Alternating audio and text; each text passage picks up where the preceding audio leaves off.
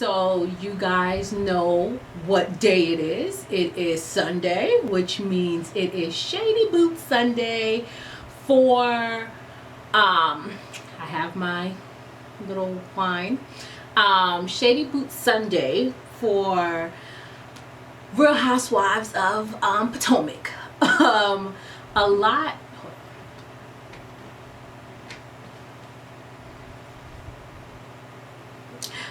A lot has happened already in the opening scene of today's episode. God, I feel so naked without my earrings.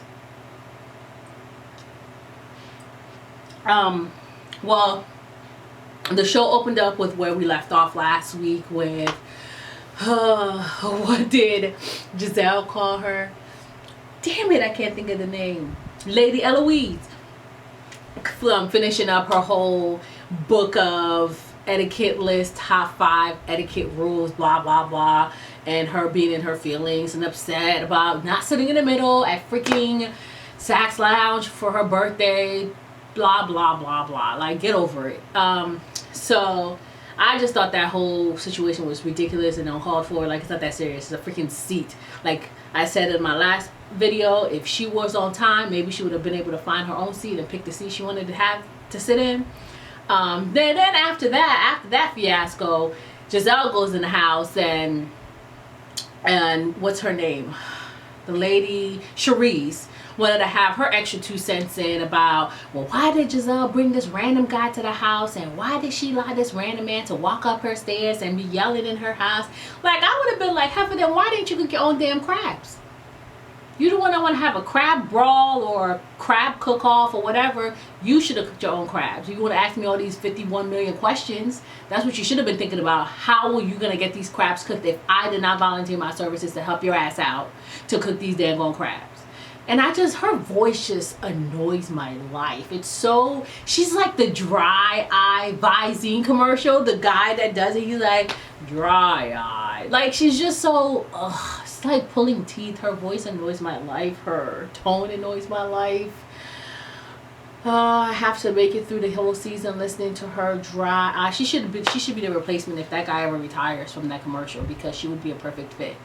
And then, so that whole stupid thing happened. So she leaves, and I don't blame her for leaving, because it was just unnecessary. It was all called for. It was just too much happening. Everyone wants to complain, and blah, blah, blah, blah, blah. So then we go to old girl that only dates white guys or Jewish guys. The black girl, well, the biracial girl. And she had the rabbi over to talk about the naming ceremony for her 2 kids. And first of all, how did she suggest that her current boyfriend be a part of the ceremony, and then she calls him her soon-to-be fiance? Like, did he give you an idea that he wanted to propose? Because I remember in the first episode last week, when she brought up the question of, I mean, how do you know you don't want to marry me, or something about marriage, he did not appear as if marrying her was an option. So how is she considering him her soon-to-be fiance? Like, did we miss the memo? Did I miss the episode or something?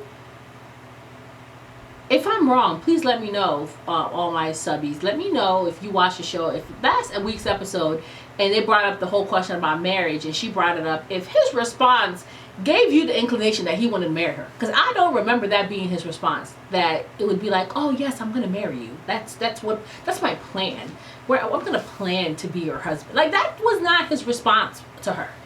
And then she doesn't even speak Hebrew. I'm just trying to figure out how she's gonna do all of this, and she's not really into the religion.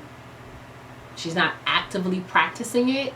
I guess she was more active when she was younger with her mom, but she's no longer actively practicing it now. But we shall see. But I can't wait to see that one. And then we go to the scene where they are at the sipping with socialites, with that Ashley over there. That one? Yeah, that Ashley over there. I'm telling you, I love Giselle.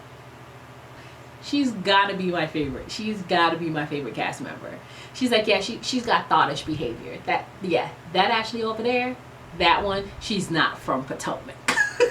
Yeah, no. Did that happen her husband is 55 years old and she is 26? I'm sorry, what? Are you just waiting for him to die? Like, I'm not understanding of all the plethora of men. Well, since she prefers white men, the plethora of white men that are out there that are between the range of 26 and 55. You could have found someone in the medium of that. Like, not one person, not one man could have been 30, 35, hell, 40, shit, 45. You had to get a 55-year-old man. I'm not understanding. Where did you meet this man? Where did you meet someone's grandfather that you are married to a 55-year-old man and you want to have kids? How is he going to be 55? I mean, I know there's a lot of younger, older men. Does that make sense? Like, they're older in number, but they're young at heart. Like, they're active and they're fit and, you know, they do stuff, but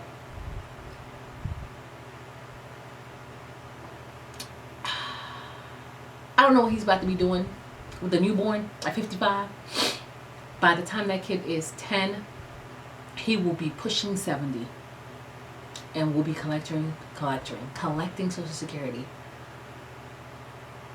I don't know. I don't know. And what was she trying to explain about what this charity was going to be doing? Like the donation. They work with schools to do stuff in schools to... What exactly? Do they mentor people? Do they provide counseling? Are they like a big brother, big sister? Like, what are they doing in the schools? Like, exactly. We'll let it slide because I think her cocktails got to her before Giselle came in with the 21 questions that she was asking. She had like a book of questions. Oh my gosh. But this episode has me rolling and dying of laughter, and Giselle, as always, is just giving me all types of life. And I can't think of the girl's name, the other biracial girl. She's kind of getting on my nerves just a tad bit. I can't pinpoint as to what it is yet, but I am here for Giselle and yeah, the thoughtish behavior, the little bit of ratchetness that Ashley over there brings. That Ashley over there that's not from Potomac, Maryland. Yeah, that one. I'm here for it, and I'm excited for it. Oh my gosh. She's like, "Where's the twerking music? We need some twerking music to be like, where is it? Like, where is it? Like, what? Oh Lord." And Aunt Dot. I guess we see where Lady Eloise gets her bourgeoisness from. Is from the great Aunt Dot. And I'll just leave that where it's at. Did you see her daughter's face? Gail, I think that's her name. The face she made when Aunt Dot said the tea was warm. It wasn't hot tea. God forbid you reheat the tea. You know, it's really serious. You have to have hot tea. I don't know what the difference is. I'm not a tea drinker, so I don't really care. But yeah, we see who groomed Karen. That's her damn name. I cannot remember that heifer's name. We see who groomed Karen to be the fine young Lady Eloise she's become.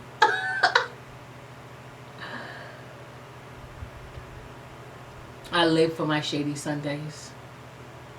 It's pretty good.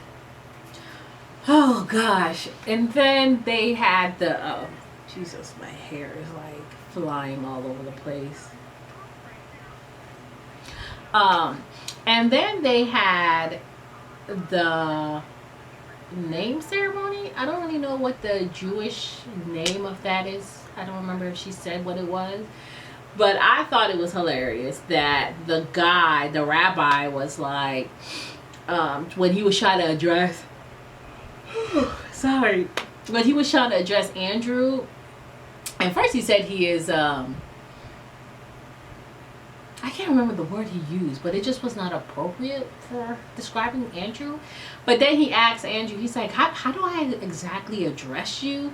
He's like, the intelligent guy or the smart guy in the room. I just just don't understand what. This is what answers my questions from the first part of what I said.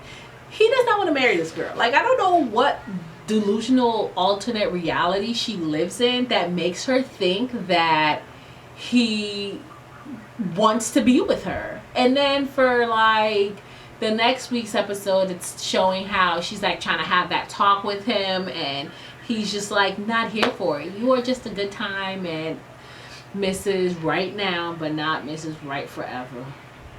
And then finally we have the sit down with Giselle, Lady Eloise, and Charisse. And I mean, I thought that was a good gesture of Giselle to invite them out and even, you know, provide them transportation, even though they could have done their own. But I don't know, I just felt like Charisse's whole body language was just not whatever Giselle was gonna say to her that moment. She was not going to be receptive to it. Like, her body language just said, you know what, why the fuck am I here? Why am I even here? Like, her body language is just not going to be receptive. She could have brought in any and everything and brought down the whole 9 yards, and Charisse would have just been like, why am I here? And then she got there to say, your whole face repulses me. Bitch, your dang on voice repulses me. How about that? How about you go fix that? That dry ass tone. That's repulsive. Okay? That's repulsive. Your tone is just annoying, and thank you for leaving the scene because I was over it. And I feel like I would fall asleep if I heard her talk anymore. And then I thought that Karen staying was gonna be a good outcome because I thought maybe she was gonna be receptive, and she was just like, no, I don't know what the hell they wanted Giselle to apologize for. Sitting in the middle, not being accepting of her BS of a gift that was shady, of the 5 rules of etiquette, and Charisse did ask old boy to do her hair. Like, I don't understand. What are they mad about? Because you didn't sit in the middle? You that mad that you didn't sit in the middle at Sax Lounge? You that mad? You upset? And you mad because somebody came up your stairs asking to do your hair that you asked them to do, and asking if they can get a dang on bowl or a place to put your freaking crabs for your crab crawl or whatever the heck that event was called. Like, what exactly? What are you mad at? What all are you mad at? Because I'm already confused. Like, I already don't even remember what you're mad at. I don't. And then when Giselle talked about the wig on Karen's head that's the issue. I can't even remember the word she used, damn it. I just know it was, her wig was like, what, can you just fling it? And why are Karen's eyebrows always like from here to like here? Like, if you guys notice, try to go back and watch the preview for next week's episode when she is talking about, what the hell was that heifer talking about? I don't remember what she was talking about, but look at her eyebrows. They go from like here to like the corner of her eye, like the line where it's supposed to end, it like comes all the way down. I'm like, are you sweating, or is that how you purposely draw on your eyebrows? Like, what's going on with it? I don't know. You have all this money and your hair always looks jagged, and I need for your Aunt Dot to teach you something else because I'm so over everything. But this is what my Aunt Dot taught me, and she's just taught me how to be just an eloquent lady. Okay, Lady Eloise, we get it. Some of us are ratchet, and there's nothing wrong with that. It's okay. It's okay. Okay? Okay. But I'm just, oh God, I feel like Robin, is that her name? They kind of favor her and Giselle, Robin and Giselle. And sometimes, I guess her name is Ashley. No, that's a new girl. That Ashley over there. I don't know the other girl's name, the other biracial girl. I can't think of her name. But out of everyone, I really just feel like Giselle is the most upfront and honest and speaks her mind. And I just feel like everyone is just trying to be so busy trying to be this bourgeois and just, I'm just better than everyone, and then we're just gonna just sip tea with our pinky in the air, and we're just gonna sit here and just be some bougie baby. I just can't. Like, just stop it. We understand you got money and you in Potomac, but stop being all extra and dramatic. Like, just be yourself, Karen and Charisse. But Charisse, just, I don't know, you don't have to talk anymore because your voice, your tone, I just, oh God. I have to find a way how to make it through her scenes when she's in the scene and she's talking, because her tone really just brings me down. It's just like, Okay, she's done talking. I can wake up now. But I hope you guys enjoyed my review. I again enjoyed tonight's episode. I can't wait for next week for the, I guess, a confrontation with Ashley and Giselle at, I don't know where they are. I don't know if that's going to be Ashley and her 55-year-old husband, who doesn't look too old, but compared, when you see them together, she looks like she could be his granddaughter. Okay. But yeah, so I enjoyed this week's episode, and I hope to enjoy next week's episode. Let me know what you guys thought. Leave your comments down below, any suggestions, and I hope you guys enjoy my antics, and let me know if y'all feel the same way about Sharice and her dry eye voice. It just bothers my life. But yeah, until next time, see you guys next week. Bye.